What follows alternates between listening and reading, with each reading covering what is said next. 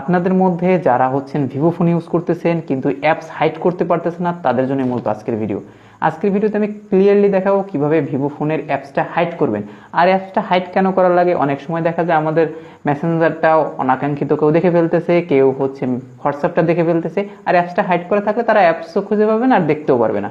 তো কিভাবে করবেন, এর জন্য যে কাজটা করবেন, চলে যাবেন হচ্ছে আপনার ভিভো ফোনের সেটিংসে। সেটিংসে আসার পরে চলে যাবেন নিচের দিকে দেখবেন লেখা আছে হচ্ছে সিকিউরিটি, এটার উপরে ক্লিক করবেন। এটাতে ক্লিক করার পর নিচের দিকে নামবেন, লেখা আছে প্রাইভেসি অ্যান্ড অ্যাপস ইনস্ক্রিপশন, এটাতে ক্লিক করবেন। ক্লিক করার পরে এখানে হচ্ছে আপনাকে একটা 6 সংখ্যার পাসওয়ার্ড দিতে হবে। তো আমি 6টা শূন্য দিয়ে দিলাম, আবারও দিতে হবে, আবারও 6টা শূন্য দিয়ে দিলাম। দিয়ে দেওয়ার পর এখানে দুইটা কোশ্চেন আছে, দুটো কোশ্চেনের অ্যান্সার দিতে হবে, এটা আপনার মধ্যে দেবেন। আমি যেমন সহজ করার জন্য তানিম লিখলাম উপরে, এটা নিচে লিখলাম গাজী। এই অ্যান্সারটা লাগবে হচ্ছে যদি আপনি পাসওয়ার্ডটা ভুলে যান, তখন আপনার পাসওয়ার্ডটা রিকভার করার ক্ষেত্রে। এরপর হচ্ছে ডানে ক্লিক করবেন। ডানে ক্লিক করার পরে হচ্ছে লেখা আছে অ্যাপ হাইড অ্যাপ, এটার উপরে ক্লিক করবেন। এটার উপর ক্লিক করার পর এটা ডিজেবল অবস্থা থাকবে, এটাকে আপনারা ক্লিক করে এনাবেল করে দিবেন। এনাবেল করে দেওয়ার পর আপনার ফোনের যত অ্যাপস আছে সব এখানে শো করবে।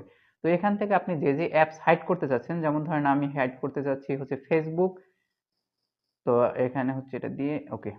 আর মনে করেন দারাজ, তো দুইটা অ্যাপস আমি হাইড করে দিলাম।